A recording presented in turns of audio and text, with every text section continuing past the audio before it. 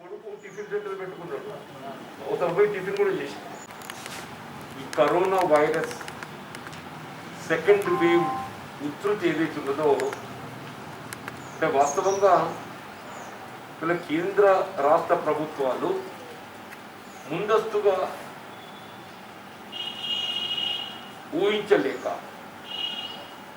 దానికి అనుగుణంగా ఏ విధమైనటువంటి ఒక నివారణ చర్యలు చేపట్టడంలో మరి ప్రణాళికలు రూపొందించలేక, అంటే ఒక విధంగా చెప్పాలనంటే ఈ వైరస్ వ్యాప్తిలో కేంద్ర రాష్ట్ర ప్రభుత్వాల వైఫల్యాలే పుట్టొచ్చినట్టు కనబడుతున్నామని చెప్పాలి. అంటే ఎప్పుడైతే మహారాష్ట్రలో వైరస్ వ్యాప్తి తీవ్రత మనకు కనబడ్డదో అప్పుడే అది జాతీయ స్థాయిలో కానీ ఇటు ముఖ్యంగా మన పొరుగు రాష్ట్రమైన తెలంగాణ రాష్ట్రంలో మనం అలర్ట్ అయి ఉంటే ఈ స్థాయిలో ఇంత పెద్ద మనకు ప్రాణ నష్టం జరిగి ఉండేది కాదు. మొదటి దశలో ఏవైతే నివారణ చర్యలు చేపట్టడంలో ప్రభుత్వం చూపెట్టినటువంటి యొక్క మరి శ్రద్ధ, వీళ్ళ సెకండ్ వేవ్ ఈ ఉధృతి నివారణలో చేపట్టగలిగి ఉన్నట్టయితే వీళ్ళు ఇంత తీవ్ర ఆందోళన నెలకొనబడి ఉండేది కాదు. ఒకవైపు ఏదైతున్నదో ఈ కరోనా వైరస్ వ్యాప్తి నివారణలో ప్రభుత్వం నిశ్చేష్టత, నిర్లప్తత, వాళ్ళు చర్యలు చేపట్టలేకపోవటమే కాకుండా ఎప్పుడైతే తీవ్రత సంతరించుకుందో సరే అప్పుడైనా కానీ ఈ ఎన్నికలు ఏదైతుందో వాయిదా వేసుకోగలిగినా కానీ కొంత మనకు ఇది అదుపు చేసుకోగలిగేటువంటి అవకాశం ఉంటుంది. మరి ఎన్నికలను మనం వాయిదా వేసుకోలేకపోవటమే కాకుండా ఎన్నికల ప్రచార కార్యక్రమం కూడా ఇలా అధికార పార్టీ అయ్యింది కూడా ఇలా నాగార్జున సాగర్ ఎన్నికల ప్రచార కార్యక్రమంలో స్వయంగా ముఖ్యమంత్రి గారే కోవిడ్ నిబంధనలు ఉల్లంఘించే విధంగా వేలాది మంది జన సమీకరణతోని మరి సమావేశం నిర్వహింపబడటంతో ఒక నాగార్జున సాగర్ నియోజకవర్గ పరిధిలోనే వేలాది మంది వీళ్ళ కోవిడ్ బారిన పడడం, మరి దానికి అనుగుణంగా మృతి చెందడం కూడా మనం గమనించుకోమని చెప్పారు. ఇవాళ ఈ కోవిడ్ నివారణ చర్యల్లో భాగంగా వ్యాక్సిన్ రూపొందించడంలో భారతదేశం ఇవాళ ముందస్తుగా ఉండి కూడా ఇవాళ ఆ రూపొందించబడ్డ తయారు చేయబడ్డ ఒక వ్యాక్సినేషన్ ఏదైతుందో మన దేశంలో మనం వినియోగించుకోవటానికి తగు కార్యాచరణ చేపట్టకుండా ఎంతవరకు అంతర్జాతీయంగా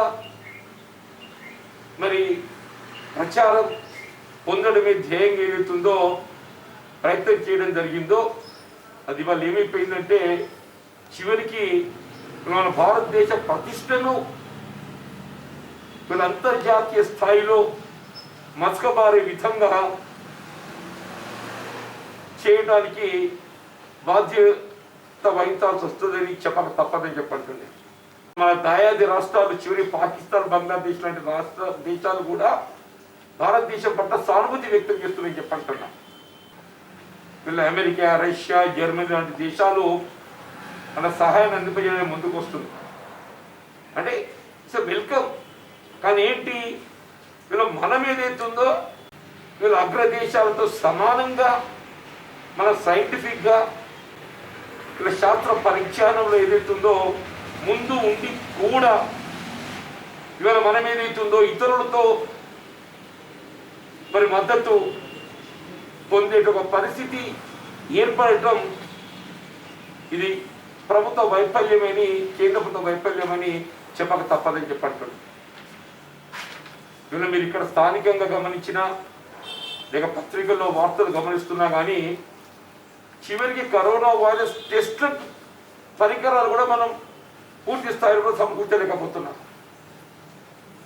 ఇవాళ ఒక్కొక్క సెంటర్లో ప్రతిరోజు వందల సంఖ్యలో మీకు అనుమానితులు రోగ నిర్ధారణ కొరకు ఏదైతుందో కేంద్రాలకు వస్తుంటే మీరు చేసే పరీక్షలు 50-60 రోజు ఏదైతుందో వేల సంఖ్యలో ఒక్క జగిత్యాల జిల్లాలోనే ప్రతిరోజు మినిమం 5,000 నుండి 10,000 వరకు మినిమం 5,000 to 10,000 ఏదైతుందో పరీక్షల నిమిత్తం సెంటర్లకు మరి తాకిడి ఒత్తిడి కలుగుతుంటే మీరు నిర్వహించే పరీక్షలు ఎంత 1,500-1,600 నాట్ ఈవెన్ 25%. అంటే ఇది ఒక విధంగా ఏదైతుందో వీళ్ళ వ్యాధిని కప్పిపుచ్చే విధంగా వీళ్ళు మీరు కేవలం 25% పరీక్షలు నిర్వహిస్తే ప్రతిరోజు 8,000 వ్యాధి ఏదైతుందో కరోనా వైరస్ కొత్త కనుగొనడం జరుగుతుంది. కేవలం 25% మీరు పరీక్షలు నిర్వహిస్తే, అది 100% చేస్తే రోజు 20,000 మంది వస్తారు. మీరు కేవలం ఏదైతుందో ఒక మన జగిత్యాల జిల్లా ఉదాహరణ తీసుకుంటే రోజుకి ఏదైతుందో 6-7 మనం లెక్కించుకున్నా కానీ ఇవాళ చేసేది 1,600 రోజు మీకు 500-600 వస్తున్నాయి మీకు. అదే మీరు మొత్తం 6,000-7,000-8,000 చేసినట్టయితే definitely that will go up. అంటే అట్లే రాష్ట్ర స్థాయిలో కూడా ఇవాళ మనకు గుర్తింపబడే 8,000 ఏదైతుందో అది that will go up to 20,000. అంటే మీరు ఏంటంటే కనీసం ఇవాళ ఈ వ్యాధిగ్రస్తులను గుర్తింప చేయటంలో నిర్లక్ష్యం చేయడంతో ఒక్కడు 10 మంది కనిపిస్తుంది. అదే మీరు గుర్తించినట్టయితే అతన్ని ఐసోలేషన్ పెట్టేసి ఒక వైద్య సదుపాయం అందించగలిగినట్టయితే అది అక్కడికే నిలువరింపబడుతుంది. వీళ్ళు గుర్తింపబడలేకపోవడంతో అతను కనీసం ఆయన కుటుంబం సభ్యులకు అందరికీ అందిస్తున్నాడు. వీళ్ళ వ్యాధి వ్యాప్తికి ఏదైతుందో కేవలం ప్రభుత్వ వైఫల్యం, కావాల్సిన పరీక్ష సదుపాయాలు కల్పించలేకపోవడంతో ఇది వ్యాప్తి చెందుతుందని చెప్పండి. వైద్య సదుపాయాలకు సంబంధించి ఆక్సిజన్ సౌకర్యం లేక చనిపోవడం అంటే ఇది ఆశ్చర్యకలుగుతుంది అంటూ నేను కనీసం ప్రాణవాయువును కూడా సమకూర్చుకోలేనటువంటి దుస్థితిలో వీళ్ళ భారతదేశం ఉందని చెప్పంటే अब अच्छा दिन कहाँ है, మరి ఆ మంచి రోజులు ఎక్కడున్నాయో ఆ మోడీ గారికి తెలియాలి మంచి రోజులు అంటే ఎక్కడున్నాయో అని. ప్రాణవాయువును కూడా అందించలేని పరిస్థితుల్లో దేశం ఉందని చెప్పంటే మనం ఊహించొచ్చని చెప్పంటారు.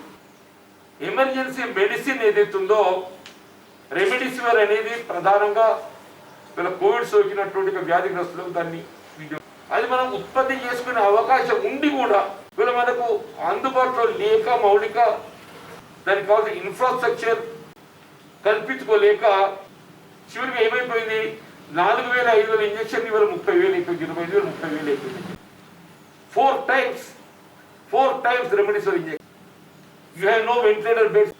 ఒకసారి ఆసుపత్రిలో అడ్మిట్ అయితే పేషెంట్ డిశ్చార్జ్ అవుతారని ఒక నమ్మకం పోయింది.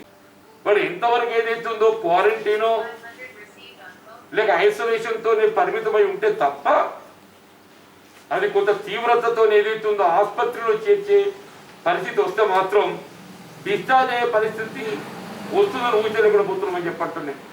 ప్రతిరోజు మీరు you take any hospital admissions ఎన్ని ఉంటాయో డిశ్చార్జ్ కంటే ఎక్కువ మీకు క్యాజువాలిటీస్, డిశ్చార్జెస్ కంటే ఎక్కువ క్యాజువాలిటీస్. మీరు ప్రభుత్వ ఆసుపత్రుల్లో వైద్య సదుపాయాలు అరకొర. మీరు జిల్లా పాలనా అధికార యంత్రాంగంతో మాట్లాడితే మేమేం చేస్తాం సార్, మాకు వచ్చిన వాడిని మేము వినియోగిస్తున్నాం. మన ఈటల రాజేందర్ గారు ఏదైతుందో కరీంనగర్లో రివ్యూ సమావేశం ఏర్పాటు చేస్తే నేను అంటే పర్సనల్గా సమావేశానికి హాజరు కాలేక నేను టెలిఫోన్లో మాట్లాడి లెటర్ రాసిన. ముఖ్యంగా ఉమ్మడి కరీంనగర్ జిల్లాలో ఎదుర్కొంటున్నటువంటి ఒక సమస్యలు వీళ్ళ కరోనా వైరస్ టెస్ట్ పరికరాలు పూర్తి స్థాయిలో చేయబడటం లేదు. దానికి కావాల్సినటువంటి టెస్ట్ పరికరాలను పూర్తి స్థాయిలో ఏర్పాటు చేయండి, ఆక్సిజన్ కొరతను అధిగమించండి, రెమిడిసివిర్ లాంటి ప్రాణ ఏదైతే కాపాడగలే అవకాశం ఉన్నటువంటి ఒక మందులను కల్పించే చర్యలు తీసుకోమని చెప్పంటే ఇలా సమావేశం జరిగి 4 రోజులు గడుస్తుంది. ఇంతవరకు ఏదైతే ఈ విధంగా డెవలప్ పెట్టలేదు. Any allotment is given to the district will be given to the DM and HO. మరి డిఎంఎండ్హెచ్ఓ ఏదైతుందో అక్కడి మండల జనాభాకు అనుగుణంగా వాటిని డిస్ట్రిబ్యూట్ చేయడం జరుగుతుంది.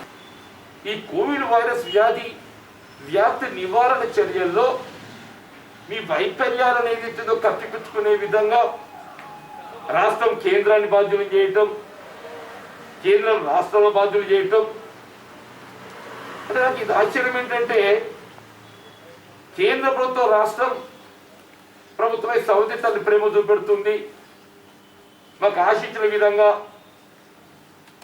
మాకు ఈ కోవిడ్ సంబంధించినటువంటి ఒక సదుపాయాలు కల్పిస్తలేరు వ్యాధి నివారణకు. మరి ఇంత అసమర్థత ప్రభుత్వం ఎందుకు అంటున్నాను. వీళ్ళ కేంద్రం నుండి ఆశించినటువంటి ఒక హక్కును పొందలేకపోవడం. ఇట్స్ నాట్ హెల్త్ సహాయం, దీని సహాయం అని చెప్పి పేర్కొన్నా. వీళ్ళ కేంద్రం నుండి ఏదైతుందో నువ్వు ఆశించినటువంటి హక్కును పొందలేకపోవటం ఇది నీ అసమర్థతకు చిహ్నం కాదా అని చెప్పంటున్నా. ఉద్యమ నాయకుడిగా నేనంతోనే తెలంగాణ రాష్ట్రం వచ్చింది. ఈ తెలంగాణ రాష్ట్రానికి భవిష్యత్తు నేనే, ఈ భవిష్యత్తును బలి పెడుతున్నావు నువ్వు, ఈ తెలంగాణ రాష్ట్రం భవిష్యత్తును నువ్వు బలి పెడుతున్నావు అని చెప్పంటున్నాను. వీళ్ళు కేటీ రామారావు గారు, తారక రామారావు గారు ఏదైతుందో ఆశ్చర్యం ఏంటంటే తెలంగాణలో ఉన్నటువంటి ఈ కోవిడ్ వైరస్ వ్యాప్తి నివారణే కానీ లేక వైద్య సదుపాయాలకు సంబంధించినటువంటి సౌకర్యాల కల్పనే కానీ ఆయన కనబడటం లేదు.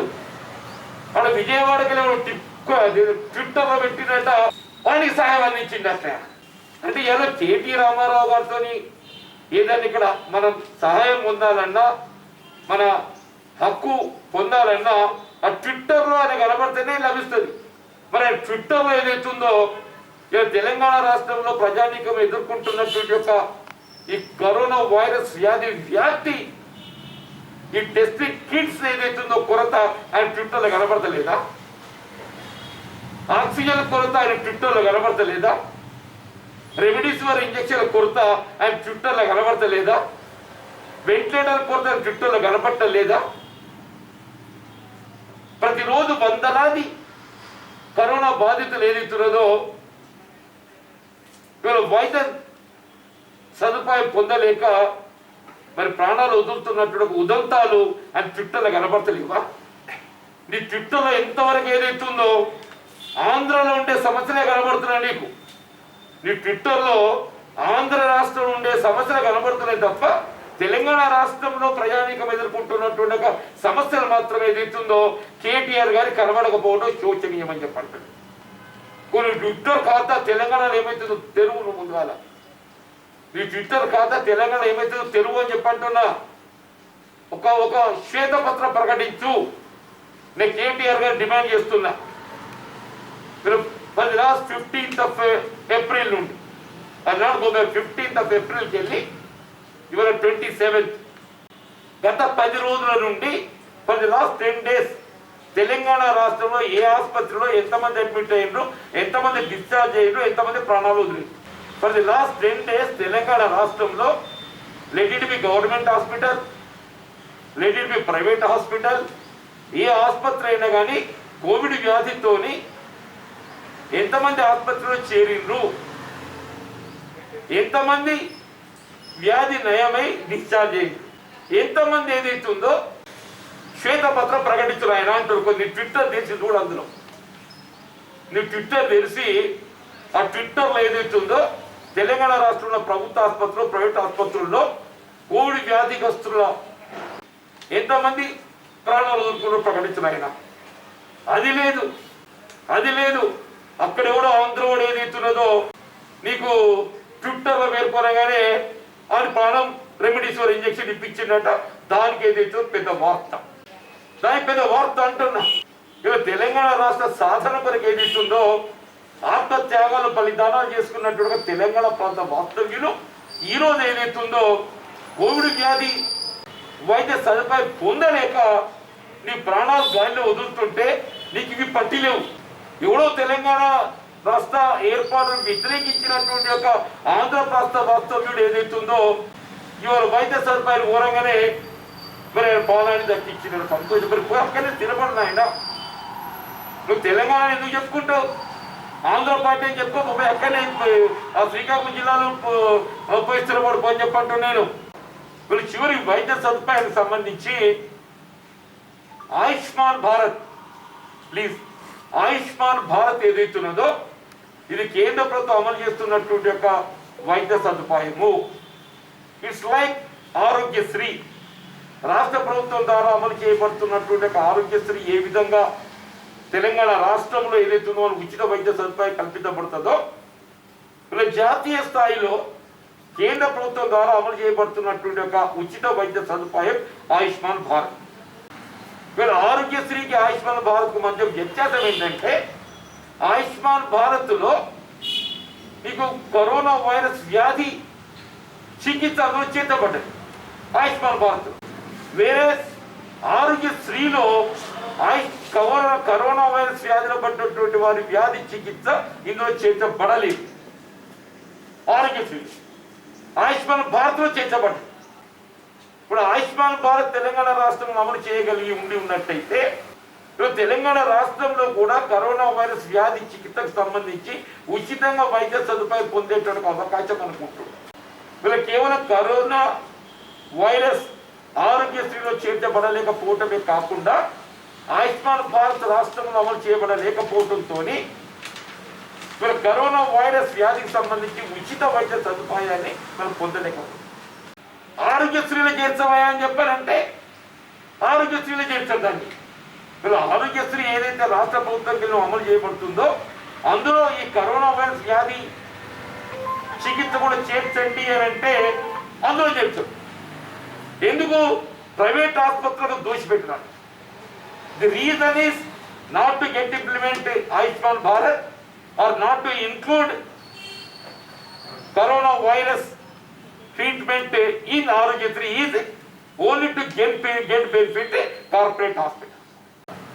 ఉచిత వైద్య సదుపాయం రాజ్యాంగం కల్పించిన ప్రాథమిక హక్కు. అట్లా వ్యాక్సినేషన్ సంబంధించి కూడా వీళ్ళ కేంద్ర ప్రభుత్వం కేవలం 40 సంవత్సరాల వరకు ఉచితంగా ఇస్తా, నేను 18 నుండి 40 సంవత్సరాలకు రాష్ట్రాలదే భారం. ఇది ఆశ్చర్యం కలుగుతుంది అంటున్నాను. మోడీ నీకు జేబులో కలిగి పెడుతున్నావే, మోడీ నువ్వు జేబులో కలిగి పెడుతున్నావు అని అంటున్నాను. నిరుపేద వర్గాలకు ఏదైతుందో ఉచితంగా వైద్య సదుపాయం కల్పించాల్సిన బాధ్యత రాజ్యాంగం నీపై ఉంచిన బాధ్యత, అది ప్రాథమిక హక్కు అని చెప్పంటున్నాను. అది ఆర్థికంగా భారం ఎంత అవుతుందో సమస్య కాదది. ఇవాళ దేశంలోని పెద్ద పెట్టుబడిదారులకు ఏదైతుందో వాళ్ళకు బ్యాంకుల ద్వారా ఏదైతుందో బ్యాడ్ డెప్ట్ కింద కోట్లాది రూపాయలు వాళ్ళకు మాఫీ చేసిండే బ్యాడ్ డెప్ట్ కింద. వీళ్ళు నిరుపేద వర్గాలకు ఉచితంగా వ్యాక్సినేషన్ కల్పించడం వీళ్ళ కేంద్ర ప్రభుత్వం కానీ రాష్ట్ర బాధ్యత. దానికి వీళ్ళు ఏదైతుందో నువ్వు అంటే నువ్వు కేంద్రం పెట్టాలి కాదు రాష్ట్రం పెట్టుకోవాలి నువ్వు అంటే వీళ్ళ కేంద్ర ప్రభుత్వం ఏదైతుందో కుటుంబం పెద్దగా రాష్ట్ర ముఖ్యమంత్రులతో సమావేశం నిర్వహింపజేసి దిస్ ఈజ్ ద సిచ్యువేషన్, ఇంకో కేంద్ర ప్రభుత్వం ద్వారా ఈ మేరకు మేము బడ్జెట్ కేటాయింపు చేస్తున్నాం, రాష్ట్రాల ద్వారా ఏ మేరకు కేటాయింపు చేయగలుగుతాం, రాష్ట్రాలను సమన్వయం చేసుకొని ప్రజానీకానికి ఏదైతుందో ఉచితంగా వ్యాక్సినేషన్ కల్పించాల్సిన బాధ్యత కేంద్ర రాష్ట్ర ప్రభుత్వాలు. కేంద్ర ప్రభుత్వానికి భారం ఎంత? 150 రూపాయలు, రాష్ట్ర ప్రభుత్వానికి వచ్చే 400 రూపాయలు.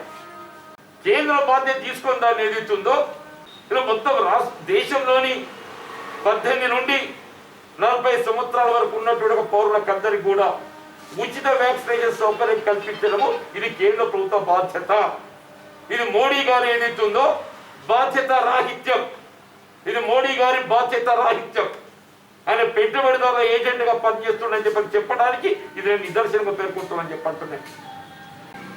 వీళ్ళు వ్యాక్సిన్ తయారీ మందుల కంపెనీలతో కుమ్ముకై పెంచి అమ్ముకునే విధంగా అవకాశం కల్పించడానికి ఇవాళ కేంద్రం 50% పరిమితం, రేపు 50% సంబంధం లేదు, రాష్ట్రాలు భరించాలి, వ్యక్తిగతంగా భారం పోయాలి.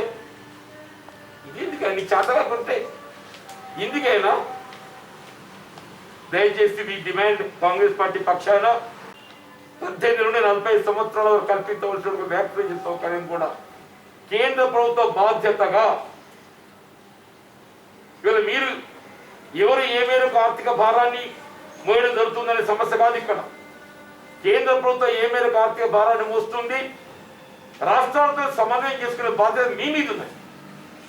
మీరు రాష్ట్రాలతో సమన్వయం చేసుకొని రేపు మే 1st ఏదైతుందో అసలు వ్యాక్సినేషన్ కార్యక్రమం ఆరంభమవుతుందా అనేది కూడా 40 సంవత్సరాల పైబడ్డ వారికి ఉచితంగా కల్పించవలసిన వ్యాక్సినేషన్ జగిత్యాల జిల్లాలో పూర్తి నిలిపేసింది. డీమ్డ్ నుంచి గారు ఇదేంటే కథ చెప్పంటే సార్ మాకు సప్లై లేదు ఇవాళ ఆపేయమన్నారు. రేపు చేయబోయే వ్యాక్సినేషన్ కానీ టెస్టింగ్ కిట్స్ కానీ అవి రేపు వస్తాయి. ఒక డే అడ్వాన్స్గా వస్తే మనం రాత్రి కేంద్రాలకు దాన్ని తరలిస్తే ఉదయం ఏదైతుందో పని ఆరంభమైంది. అది రేపు 12 కొట్టాం చెప్తే నీ కిట్స్ ఎప్పుడు పోవాలి సెంటర్కు. ఇది ప్రభుత్వ పనితీరు ఏ విధంగా కొనసాగుతుందో దయచేసి గమనించండి చెప్పండి. ఇప్పటికైనా కానీ ఇవాళ ఈ ఉపద్రవంకి వెళ్ళి బయటపడాలి అంటే కేంద్ర రాష్ట్ర ప్రభుత్వం చిత్తశుద్ధితో మీ బాధ్యత కర్తవ్యాన్ని ఇవాళ మీరేదో మెహర్బానీ కాదు, you are not doing any favour to anybody. మీ బాధ్యతల కర్తవ్య నిర్వహణ మీరు గుర్తెరగండి అంటున్నాం. మీ బాధ్యతల కర్తవ్యాన్ని గుర్తెరిగి వీళ్ళ రాజ్యాంగంలో నిర్దేశించినటువంటి ఒక ప్రాథమిక హక్కు ఉచిత వైద్యం ఏదైతున్నదో కల్పించబడే విధంగా ముఖ్యంగా ఇవాళ యావత్ సమాజాన్ని తీవ్ర ఆందోళన గురి చేస్తున్నటువంటి ఒక కరోనా వైరస్ నిలువరింపజేయడానికి కావాల్సినటువంటి ఒక టెస్టింగ్, ట్రేసింగ్, ట్రీట్మెంట్. టెస్టింగ్ లో వైఫల్యం, ట్రేసింగ్ లో వైఫల్యం, ఫీడింగ్ లో వైఫల్యం. ఇప్పటికైనా కళ్ళు తెరవండి అని చెప్పంటున్నాం. ఇప్పటికే కళ్ళు తెరవండి అని చెప్పంటున్నాం. వీళ్ళ టెస్టింగ్ తో వీళ్ళ మీ వైఫల్యాన్ని సరి చేసుకుంటూ వీళ్ళ ఆసుపత్రులకు కావాల్సినటువంటి ఒక ఆక్సిజన్ సరఫరా, అట్లాగే మెడిసిన్ కొరత అధిగమించడం, వ్యాక్సినేషన్ సంబంధించి కూడా కేంద్ర రాష్ట్ర ప్రభుత్వ సమన్వయంతో కేంద్ర ప్రభుత్వ బాధ్యతగా either you are doing it or in collaboration with the states. either directly you are doing or in a collaboration with the states you are doing. It's your responsibility. ఇది కేంద్ర ప్రభుత్వ బాధ్యత. వీళ్ళు మే 1st ఏదైతుందో వ్యాక్సినేషన్ 100 రోజుల కార్యక్రమం, 100 days programme, 100 రోజుల నిర్దిష్టమైనటువంటి కార్యాచరణతో వ్యాక్సినేషన్ ఏదైతుందో మనం పూర్తి చేసుకోగలుగుతానే ఈ 3rd వేవ్ ఉధృతిని ఏదైతుందో మనం అడ్డుకోగలం. మరి 2nd వేవ్తో జరిగేటువంటి నష్టం మరి తిరిగి పొందలేం. ఆ 3rd వేవ్ని అన్నా కనీసం తట్టుకునే విధంగా తక్షణమే వ్యాక్సినేషన్ కార్యక్రమం ప్రాధాన్యత ఇచ్చే విధంగా మన కేంద్ర ప్రభుత్వ బాధ్యతగా either directly you do it or in collaboration with the states you do it, but it's your responsibility to getting it done. అది చేయాలి. ఈ టెస్టింగ్ పరికరాలు, ఆక్సిజన్ కొరత, మెడిసిన్ కొరత తీర్చాలి. ఈ ఆయుష్మాన్ భారత్ ఏదైతుందో తక్షణమే రాష్ట్రంలో అమలు చేయబడే విధంగా ఆరోగ్యశ్రీలో కూడా ఏదైతుందో COVID-19 ట్రీట్మెంట్ సౌకర్యం అందులో పొందుపరిచే విధంగా ఇవాళ ఈ 2nd వేవ్తో ఏదైతుందో ఆర్థికంగా భారమైనటువంటి ఒక మెడికల్ బిల్స్ ఇవన్నీ సీఎం రిలీఫ్ ఫండ్ ద్వారా మరి రియంబర్స్మెంట్ చేయాలని చెప్పని కూడా కాంగ్రెస్ పార్టీ డిమాండ్ చేస్తుంది.